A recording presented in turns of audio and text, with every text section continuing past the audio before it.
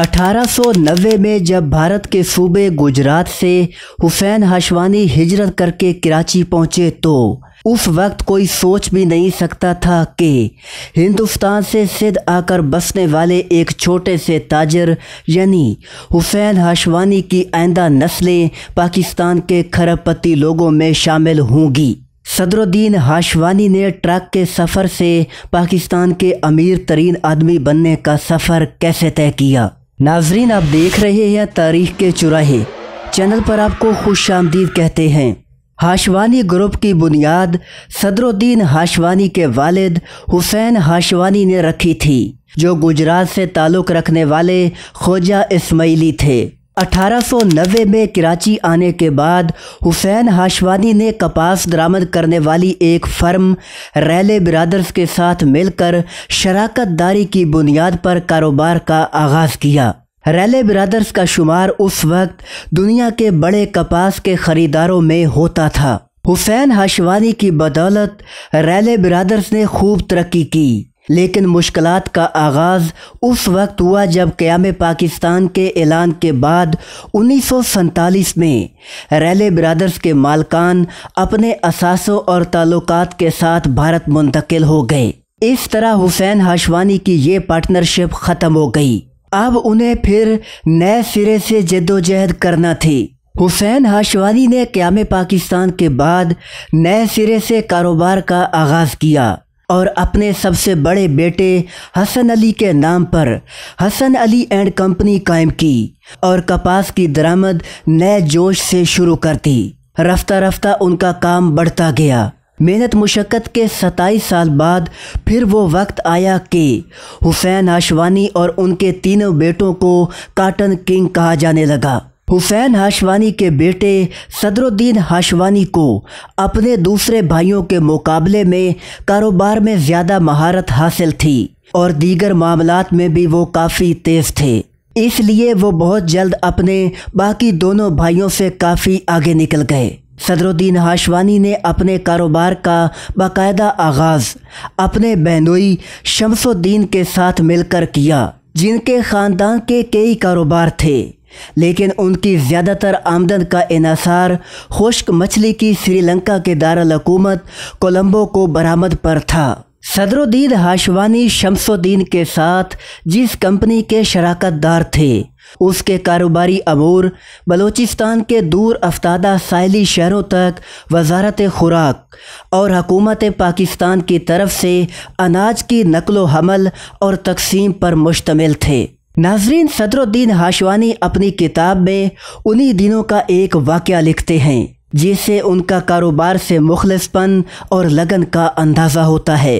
बकौल सदरुद्दीन हाशवानी, एक रात मैं ट्रक के अकबी हिस्से में बैठा गवादर से तुर्बत की तरफ सफ़र कर रहा था। रात निफ्स से ज़्यादा गुजर चुकी थी और सड़क रेतली और गैर हमवार थी। हर तरफ खामोशी तारी थी। अचानक एक धचके के साथ ट्रक रुक गया। उसका कोई पुर्जा टूट गया था। बाहर अंधेरा और वीरानी का आलम था। मुरम्मत करने के आलात और फाजिल पुर्जों से महरूम ड्राइवर हौसला हार गया। ड्राइवर ने ऐलान किया कि अब हमें वहाँ एक रात के लिए रुकना पड़ेगा। हम में से कुछ ने एहतजाज और बहस शुरू कर दी। मैं इस कदर थका हुआ था कि कुछ कहने की हिम्मत ना थी। मैंने अपना बिस्तर खोला और बलूचिस्तान की रेत पर सोने के लिए चल दिया, जबकि नीले आसमान की चादर मेरे सर पर तनी हुई थी। जब मैं बेदार हुआ, सहराई कीड़े मकोड़ों के काटने से मेरा चेहरा सूज चुका था। नाजरीन, सदरुद्दीन हाशवानी की इस मेहनत और मुश्किलात के सिले में 1970 तक तिजारती हलकों में बड़ा नाम बना चुके थे। उनका कामयाबियों का ये सफ़र जारी था कि 1972 में जुल्फ़कार अली भुट्टो ने बहुत सी सनतों की तरह कपास की सनत को भी नेशनलाइज कर दिया। इस हुकूमती इकदाम से सदरुद्दीन हाशवानी को बहुत नुकसान हुआ। उनकी बरसों की मेहनत ज़ाया हो गई, मगर उन्होंने हिम्मत न हारी। एक शार्प माइंडेड बिजनेसमैन की तरह उन्होंने भुट्टो की नेशनलाइजेशन पॉलिसी से फ़ायदा उठाते हुए फैंसी ग्रुप से न्यू जुबली इंश्योरेंस, कोटरी टेक्सटाइल और PICIC के शेयर्स खरीद लिए। यूँ बहुत जल्द उन्होंने अपने नुकसान को फ़ायदे में बदल दिया। इस फायदे से सदरुद्दीन हाशवानी जल्द ही कराची में एक सिनेमा हाउस, एक टेक्सटाइल मिल और काफ़ी सारी ज़मीन के मालिक बन गए। 70 की दहाई में सदरुद्दीन हाशवानी होटलें के बिजनेस की तरफ माइल हुए और सबसे पहले कराची में सदर के इलाका में सड़क किनारे एक कता ज़मीन खरीदी। इस पर होटल बनाने के लिए उन्हें हुकूमत से इजाज़त दरकार थी। बकौल सदरुद्दीन हाशवानी भुट्टो हुकूमत ने एक अजीबो गरीब शर्त आयद कर दी, जिसके मुताबिक होटल तामीर करने की इजाज़त इस शर्त पर मिल सकती है कि मैं इस्लामाबाद में भी एक ऐसा ही होटल तामीर करूं। इस्लामाबाद तब तक दारुल हुकूमत तो बन चुका था, मगर वहां आलमी रहनुमाओं और कॉन्फ्रेंसेस के लिए कोई शानदार होटल मौजूद न था। सदरुद्दीन हाशवानी भी होटलें के बिजनेस में आने का फैसला कर चुके थे, इसलिए हुकूमती शर्त को मानते हुए कराची और इस्लामाबाद में बैक वक्त होटलों की तामीर शुरू हुई। तकरीबन 20 माह की मुद्दत से इस्लामाबाद का होटल हॉलीडे इन के नाम से तैयार हुआ, जिसका फर्स्ट फेज 1978 में खोल दिया गया। नाजरीन, अब इस होटल का नाम इस्लामाबाद मैरियट है, जबकि तकरीबन 3 साल के वक्फे से 21 मार्च 1981 को कराची हॉलीडे इन होटल का भी इफ्तिताह हो गया। नाजरीन, 1985 में हुकूमत ने पाकिस्तान सर्विसेज लिमिटेड की निजकारी का फैसला किया, जिसकी मलकियत में 4 होटल कराची, लाहौर, रावलपिंडी और पेशावर में काम कर रहे थे।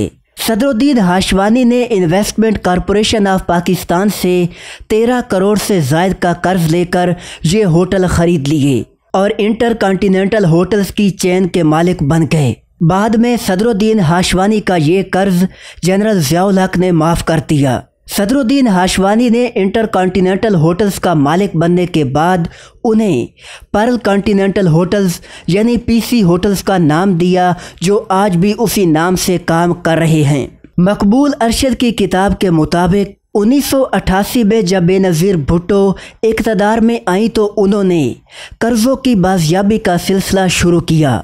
इस सिलसिले में आसिफ जरदारी को जिम्मेदारी सौंपी गई।